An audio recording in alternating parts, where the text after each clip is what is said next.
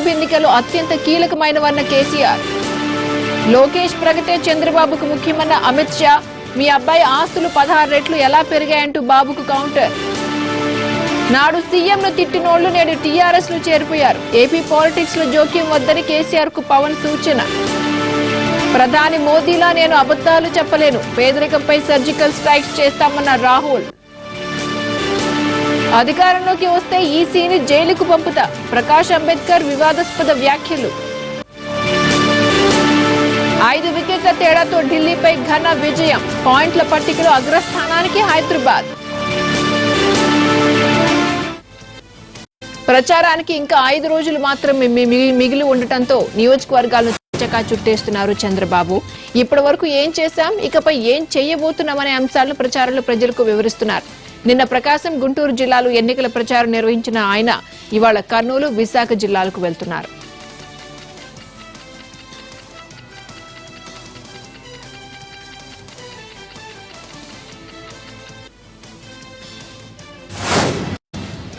మధ్యాహ్నం 1:30కు కర్నూలు జిల్లా ఆలూరులో బహిరంగ సభలో పాల్గొంటారు. తర్వాత 3:45 నందికొట్కూరులో ప్రచారం చేస్తారు.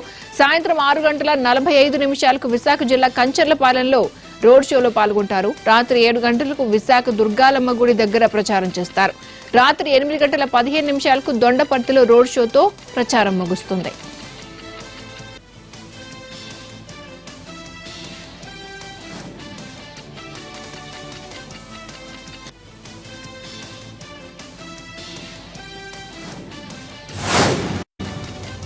నిన్నంతా నెల్లూరు, కర్నూలు, అనంతపురం జిల్లాలో ప్రచారం చేసిన జగన్ ఇవాళ మరో 4 జిల్లాల్లో ప్రచారం చేస్తారు. చిత్తూరు, కడప, గుంటూరు, కృష్ణా జిల్లాల్లో ఆయన రోడ్ షోలు నిర్వహిస్తారు.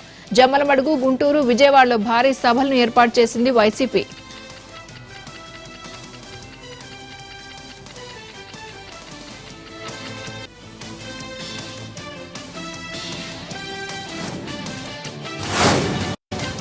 మరోవైపు నేడు ఉభయ గోదావరి జిల్లాలో పర్యటించనున్న షర్మిల తణుకు, కొత్తపేట, ఆచంట, నర్సాపురంలో ప్రచారం నిర్వహిస్తారు.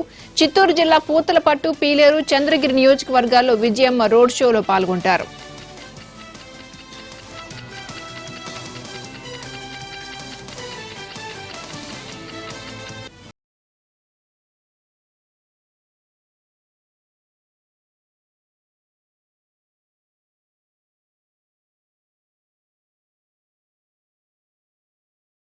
ఏపీ, తెలంగాణలో మాయావతితో కలిసి ఎలక్షన్ క్యాంపెయిన్ చేస్తున్న జనసేనాని ఇవాళ విజయనగరం, గుంటూరు జిల్లాల్లో ప్రచారం చేయనున్నారు. విజయనగరంలో ఉదయం 10 గంటలకు ఎన్నికల సభలో పాల్గొంటారు. 11 గంటలకు నెల్లిమర్లలో నిర్వహించే ప్రచార సభ ఉంటుంది. మధ్యాహ్నం 1:30కు సత్తెనపల్లి బహిరంగ సభకు హాజరవుతారు. సాయంత్రం 4 గంటలకు తెనాలిలో నిర్వహించే ప్రచార సభలోనూ పాల్గొంటారు. 5 గంటలకు మున్సిపల్ ఆఫీస్ సెంటర్ వద్ద సాగే సభలో ప్రసంగిస్తారు పవన్ కళ్యాణ్.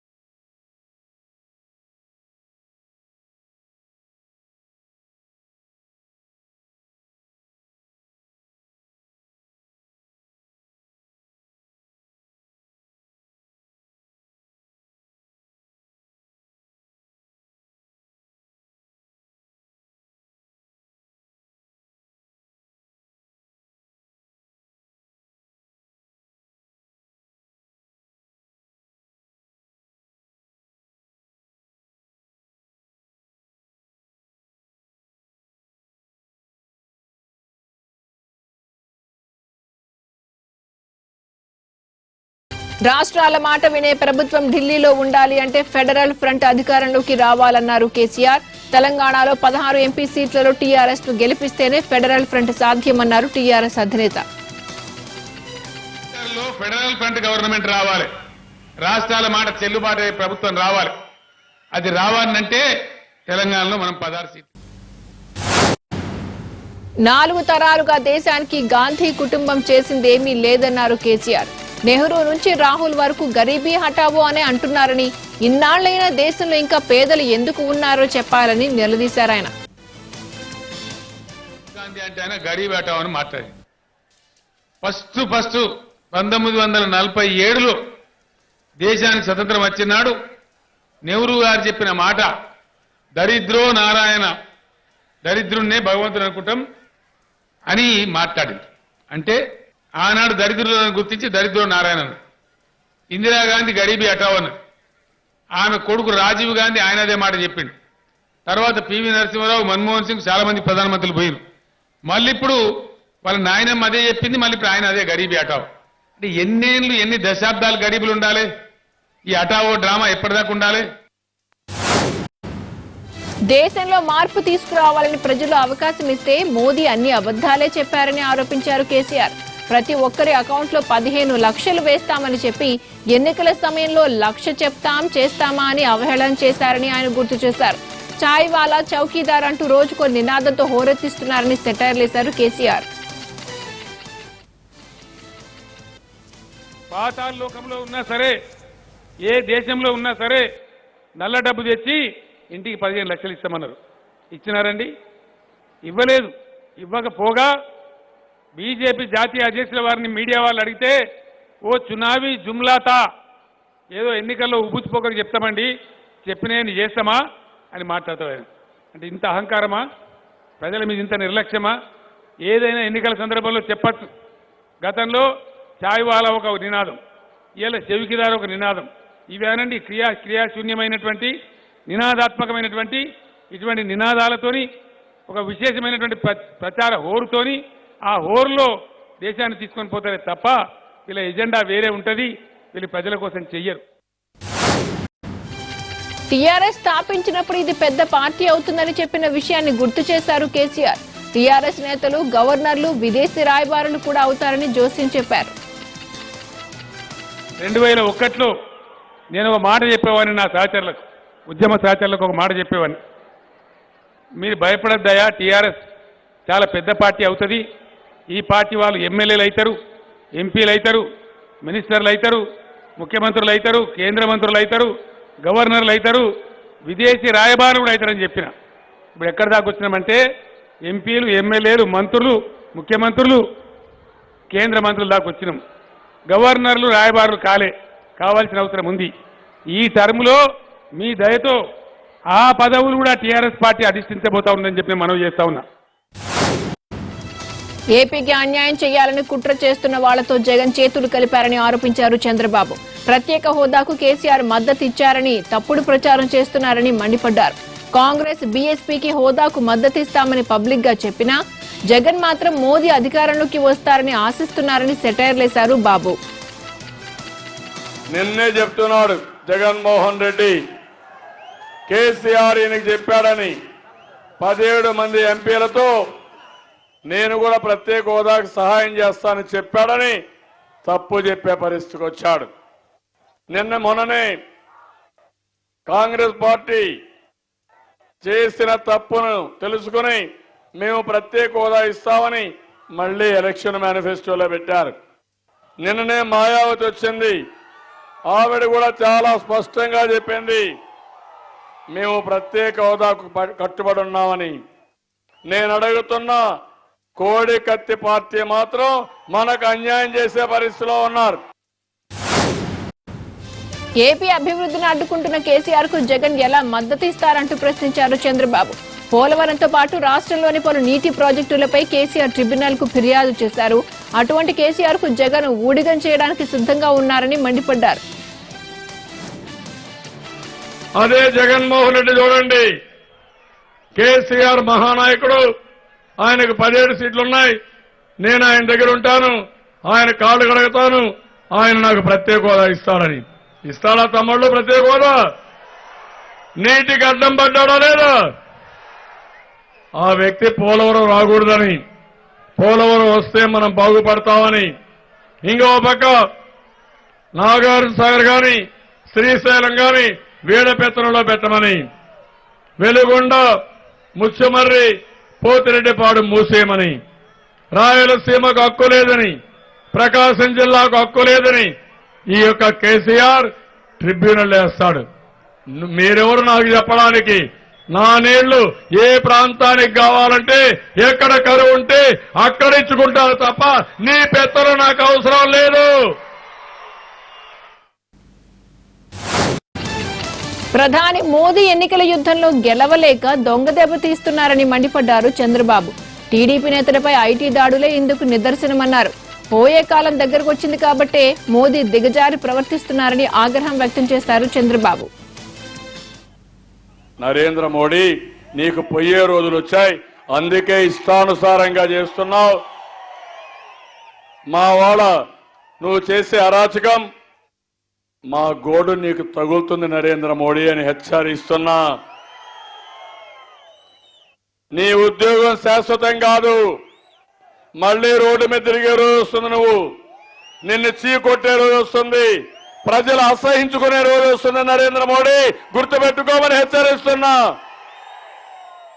మా కడుపు కొట్టద్దు, మమ్మల్ని బాధ పెట్టద్దు.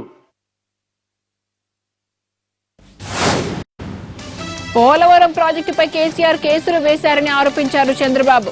భద్రాచలం మునిగిపోతుందని కుంటి సాకులు చెప్తున్నారని మండిపడ్డారు. భద్రాచలం కూడా ఏపీదేనని గుర్తు చేశారు చంద్రబాబు. నేను అడుగుతున్నా కేసీఆర్ కి, నీకేం సంబంధం పోలవరం? నువ్వెవరే పోలవరాన్ని అడ్డుకోవడానికి? దానికి కుంటి చాకు. ఈరోజు భద్రాచలం మునిగిపోతుందంట, హెవీ వాటర్ ప్లాంట్ మునిగిపోతుందంట, దానికోసం పోలవరం కట్టకూడదంట. నేను అడుగుతున్నా, భద్రాచలం కూడా మాది, ఆ భద్రాచలం కూడా మేమే తీసుకుంటాం. ఏమవుతుందో మేము చూస్తాం. ఏపీలో వైసీపీ నేతల రౌడీయిజం సాగదని వార్నింగ్ ఇచ్చారు చంద్రబాబు. మైలవరంలో పోలీసులపై దాడి చేశారని, టీడీపీకి మద్దతు ఇచ్చారని, గర్భిణీపై అరాచకం చేశారని మండిపడ్డారు ఆయన. తెలుగు తమ్ముళ్లు కర్ర తీసుకుంటే వైసీపీ నేతలు రాష్ట్రంలో అడుగు పెట్టలేరన్నారు. మైలవరంలో పోలీసులపై దాడి ఏమయ్యా, ఏంటిది? నాకైతే అర్థం కావడంలా.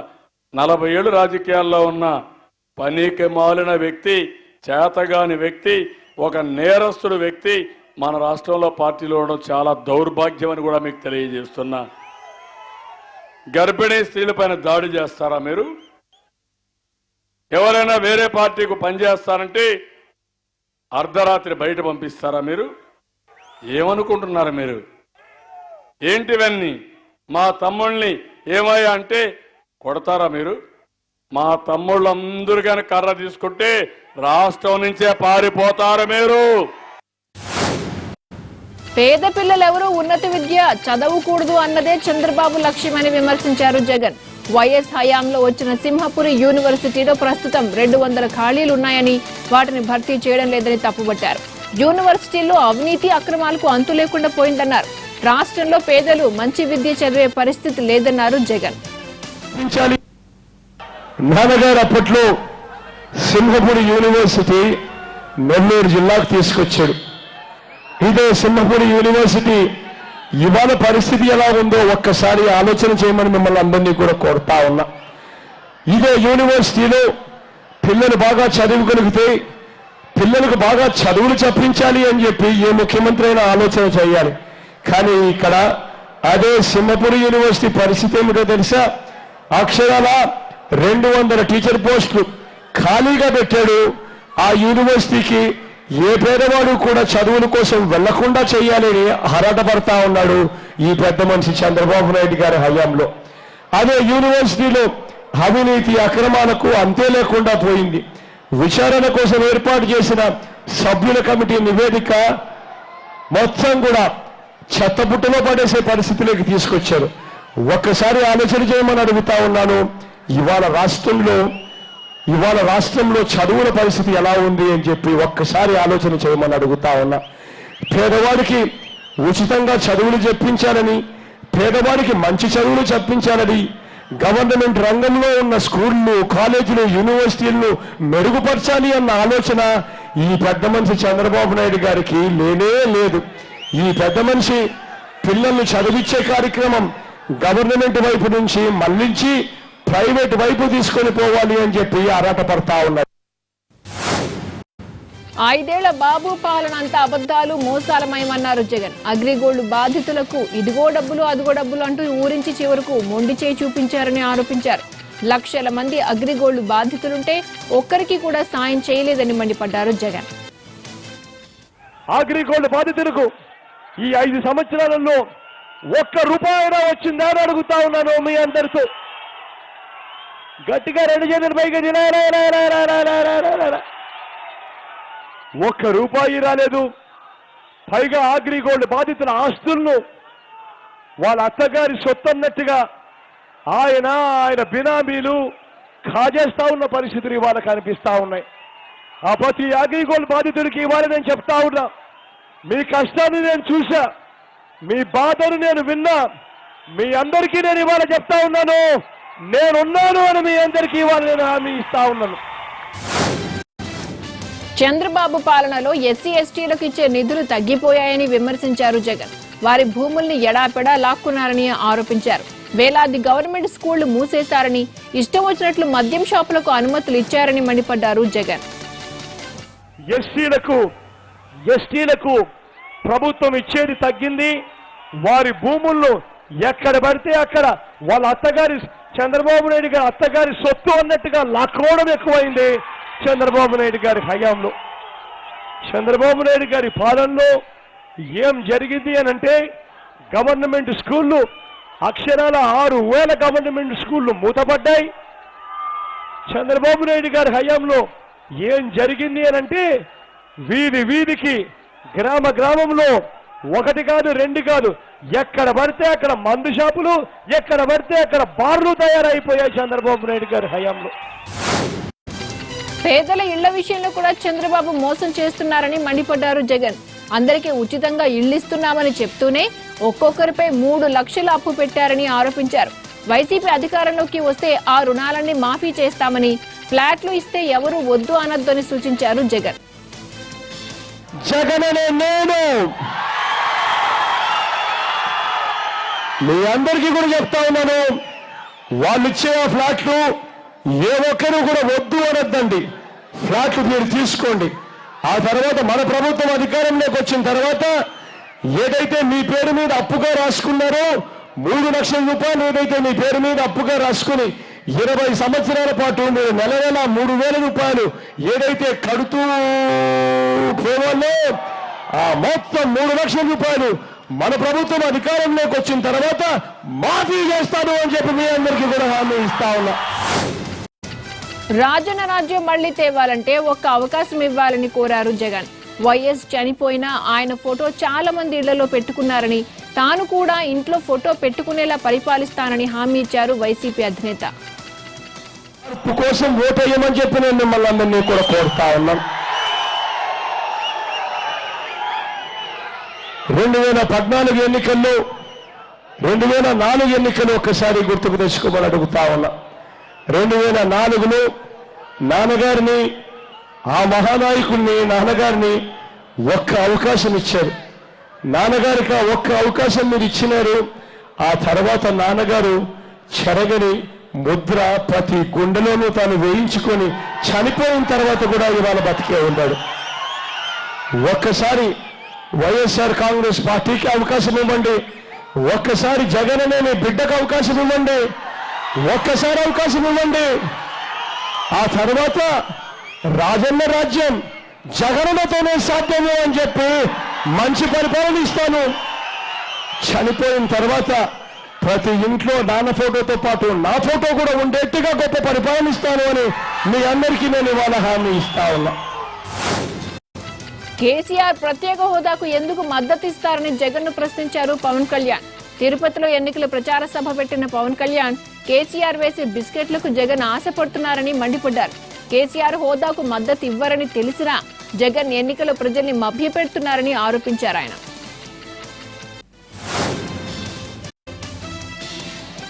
ఏపీ రాజకీయాల్లో జోక్యం చేసుకోవద్దని తెలంగాణ సీఎం కేసీఆర్ కు విజ్ఞప్తి చేశారు పవన్ కళ్యాణ్. తెలంగాణ ఉద్యమ సమయంలో టీఆర్ఎస్ ను అవమానించిన వైఎస్ కొడుక్కి ఎలా మద్దతు ఇస్తారని ఆయన ప్రశ్నించారు. ఏపీ రాజకీయాల్లో న్యూట్రల్ గా ఉండాలని కోరారు పవన్ కళ్యాణ్. చంద్రబాబుతో సమస్యలుంటే ఆయనతోనే తేల్చుకోవాలని, ఏపీ ప్రజల్ని ఇబ్బంది పెట్టొద్దని సూచించారు ఆయన. పద్మాలయ స్టూడియోస్లో మందు పాత్ర పెట్టి అన్యాయంగా అమాయకులు తెలంగాణ బిడ్డలు చనిపోతే, ప్రజలు చనిపోతే ఆ రోజున అందరూ ద్వేషించారు. మరి అలాంటి వ్యక్తుల్ని మీరు ఈ రోజున మీ మన యాదగిరి గుట్టకి జగన్మోహన్ రెడ్డి గారు వచ్చి అక్కడ పద్ధతులు పాటించుకుంటూ చెప్పులు వేసుకుని వెళ్ళిపోతే కేసీఆర్ గారు ఒప్పుకుంటారా? మరి ఆయన తిరుమలలో చేశారు. మరి ఇలాంటి ఎన్నో ఆయన ఎమ్మెల్యేలు చొక్కాలు పెట్టుకుంటారు, అధికారులు పోలీస్ అధికారులను కొడతారు. అవన్నీ కేసీఆర్ గారు వాళ్ళు తెలంగాణలో చేస్తే ఒప్పుకుంటారా? మరి అలాంటి కేసీఆర్ గారు జగన్మోహన్ రెడ్డి గారికి మేము అండగా ఉంటామంటే మిమ్మల్ని తిట్టిన వ్యక్తుల్ని మీరు వెనకేసుకొస్తే మేము ఏం చెప్పం, ఎలా బాధపడం, మేము ఏం చేయాలి? మీరు ఉద్యమాల్ని నడిపిన వ్యక్తులు, ఆ గౌరవం మాకుంది. మీరు ఆంధ్ర ప్రజలకి చంద్రబాబు నాయుడికి రిటర్న్ గిఫ్ట్ ఎంత ఇస్తున్నారో లేదు తెలియదు, కానీ ఆంధ్ర ప్రజలకి చాలా హింసతో కూడిన గిఫ్ట్ ఇచ్చే, బహుమతి ఇచ్చే పరిస్థితులు ఉన్నాయి. మీరు చంద్రబాబు గారికి గిఫ్ట్ ఇవ్వాలనుకుంటే ఆయన ఇల్లుని సీజ్ చేయండి, ఇల్లే సంతోషం, మాకు ఇబ్బంది లేదు. కానీ మీ ఇద్దరి పగా ప్రతీకారాల్లో దయచేసి ప్రజల్ని, ఆల్రెడీ 10 సంవత్సరాలు నలిగిపోయాం, వదిలేయండి. దయచేసి ప్రజల్ని వేరు చేయండి. నేను ఒకటే కోరుకున్నాను కేసీఆర్ గారికి, ఇంతకాలం అయిపోయారు, తిట్టారు, ఇంకా ఆపేసేయండి గొడవలు. కావాలంటే మీరు కేసీఆర్ మీద చంద్రబాబు గారు తెలుసుకోండి. మీరు దయచేసి మీరు న్యూట్రల్గా ఉండండి. ఆంధ్రప్రదేశ్ రాజకీయాల్లో వేళ్ళు పెట్టద్దు దయచేసి. మీరు నిజంగా చంద్రబాబు గారు రిటర్న్ గిఫ్ట్ ఇవ్వాలంటే ఉస్మానియా విద్యార్థులను ఆంధ్రాలో నిలబెట్టి టీఆర్ఎస్ తరఫు నిలబెట్టండి, అప్పుడు వేయండి, నేను ఒప్పుకున్నాను, నేను సపోర్ట్ చేస్తాను. కానీ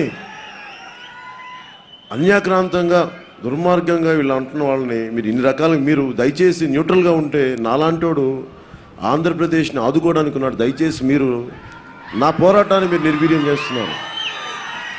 నేను ఎప్పుడు చాలా జాగ్రత్తగా ఆచితూచి మాట్లాడాను కేసీఆర్ గారితో. నా విన్నపం హైదరాబాద్ నుంచి, దయచేసి మీరు ఆంధ్రప్రదేశ్ రాజకీయాల్లో దయచేసి మీరు వైఎస్ జగన్ గారిని పక్కన పెట్టండి.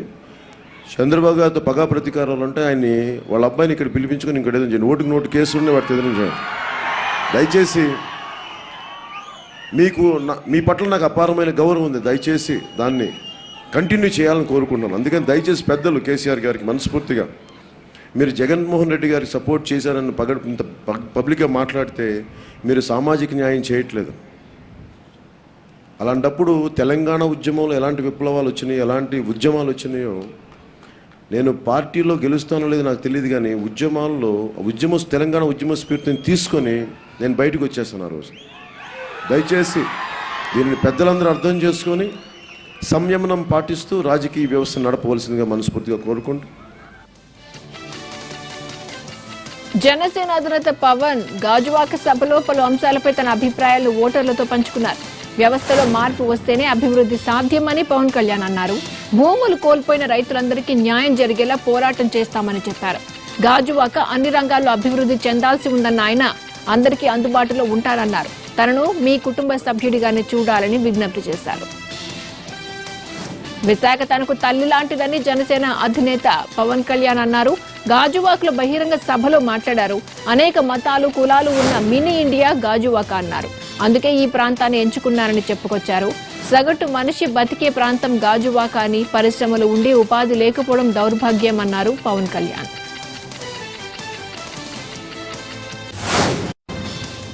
మోదీ, అమిత్ షా సపోర్ట్ తోనే 2014లో బాబు అధికారంలోకి వచ్చారన్నారు ఏపీ బీజేపీ అధ్యక్షుడు కన్నా లక్ష్మీనారాయణ.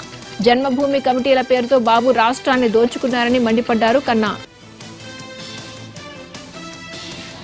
అనుభవం కలిగినటువంటి నాయకుడుగా విభజన తర్వాత ఈ రాష్ట్రాన్ని నేనే అభివృద్ధి చేస్తాను అని చెప్పేసి పెద్దలు నరేంద్ర మోడీ గారిని, ఈ రాష్ట్ర ప్రజల్ని నమ్మించి అధికారంలోకి వచ్చిన తర్వాత తన సహజ గుణం నమ్మినటువంటి వారిని మోసం చేసేటువంటి తత్వం, అలాగే అధికారంలోకి వచ్చిన తర్వాత తనకున్నటువంటి 40 సంవత్సరాల అనుభవాన్ని ఈ రాష్ట్రాన్ని దోపిడీ చేయటంలో,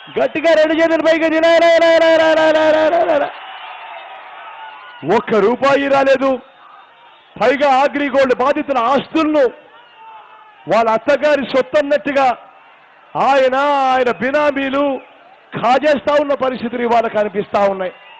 ఆ ప్రతి అగ్రిగోల్డ్ బాధితుడికి ఇవాళ నేను చెప్తా ఉన్నా, మీ కష్టాన్ని నేను చూశా, మీ బాధను నేను విన్నా, మీ అందరికీ నేను ఇవాళ చెప్తా ఉన్నాను, నేనున్నాను అని మీ అందరికీ ఇవాళ నేను హామీ ఇస్తా ఉన్నాను. అగ్రిగోల్డ్ విషయం కూడా చెప్తున్నా, నేనే ఆ సమస్య పరిష్కారం చేస్తా. 250 కోట్లు ఇచ్చా, పర్వాలా, ఇంకా 1000 కోట్లైనా 2000 కోట్లైనా ఆ ఆస్తులమ్మి బాధితులందరి డబ్బులు కట్టే బాధ్యత నాదేనని మరొక్కసారి మీ అందరికీ హామీ ఇస్తున్నా. అది మన గవర్నమెంట్లో జరగల, ముందే జరిగింది.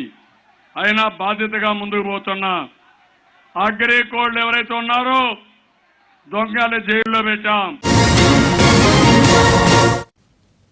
బీజేపీ టీఆర్ఎస్ మధ్య మాటల యుద్ధం ముదురుతోంది. సవాళ్లు ప్రతి సవాళ్లతో హీటెక్కిస్తున్నారు నేతలు. బీజేపీ 300 స్థానాల్లో గెలిస్తే కేసీఆర్, కేటీఆర్ రాజకీయ సన్యాసం తీసుకుంటారా అని దత్తాత్రేయ సవాల్ చేయగా, తెలంగాణలో 3 స్థానాల్లో గెలిస్తే చాలంటూ కౌంటర్ ఇచ్చారు కేటీఆర్. ఫెడరల్ ఫండ్ మిథ్య, మహాగఠబంధన్ అది పూర్తిగా వైఫల్యం.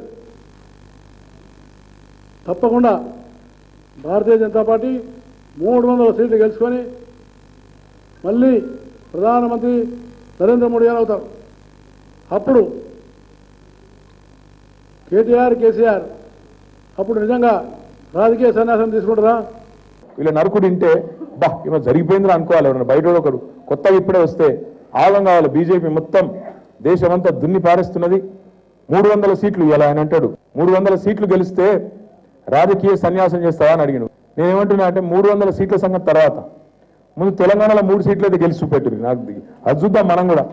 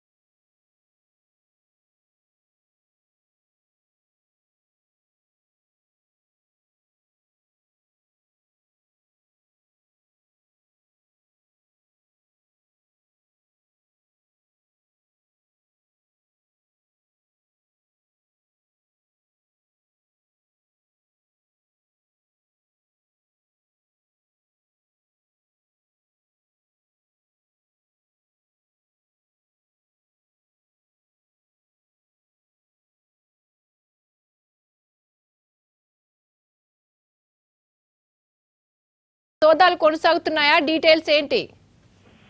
క్రాంతి ఈరోజు ఉదయం 6:30 గంటల సమయంలో దాదాపు 40 నుంచి 50 మంది పోలీసులు సీఎం రమేష్ ఇంటి వద్దకు చేరుకున్నారు.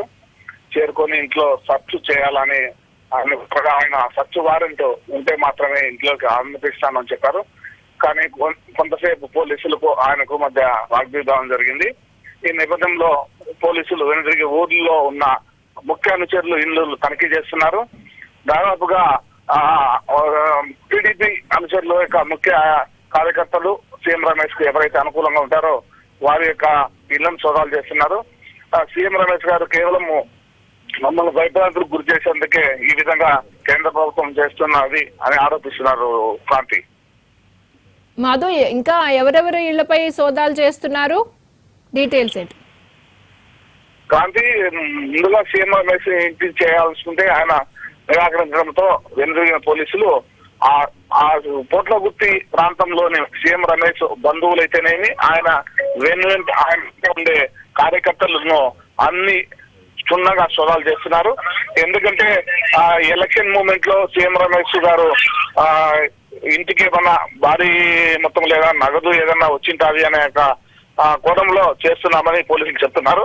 కానీ ఎలక్షన్ లో మమ్మల్ని భయభ్రాంతులకు గురి చేసే విధంగా చేస్తున్న కేంద్ర ప్రభుత్వము. ఎందుకంటే నిన్నలే మొన్న టీడీపీ చైర్మన్ పుట్టా సుధాకర్ 50 ఇంటిపై ఐటీ దాడులు జరిగాయి.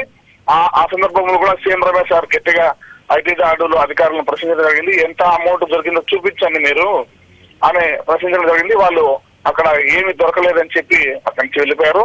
ఈ మమ్మల్ని కేవలం భయభ్రాంతులకు గురి చేసి ఈ జిల్లాలో టీడీపీకి అత్యధిక సీట్లు వచ్చేదానికి ప్రయత్నం చేస్తున్నాము, మమ్మల్ని కేవలం జగన్మోహన్ రెడ్డి కేంద్రంతో కుమ్మక్కయ్యి మమ్మల్ని భయభ్రాంతులకు గురి చేస్తున్నారని సీఎం రమేష్ ఆరోపిస్తున్నారు. కార్తీ. ఓకే మాధవ్. ఉన్నాడు సార్, ఉన్నాడు.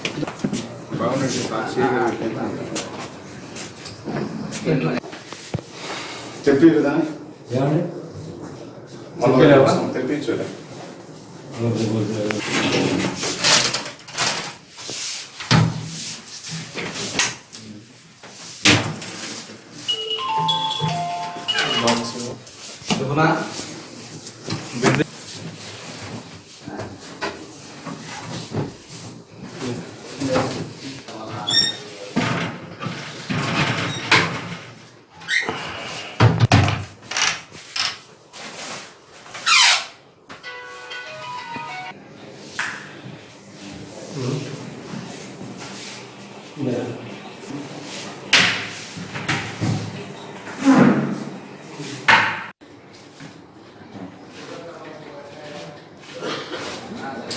నరేంద్ర అని ఫేమస్ ఉన్నాడు సార్,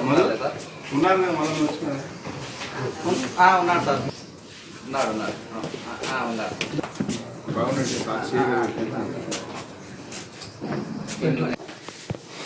చెప్పి కదా తెప్పించలే. ఇవి న్యూస్ ఆర్ అప్డేట్స్. నెక్స్ట్ స్థానిక వార్తలు చూద్దాం.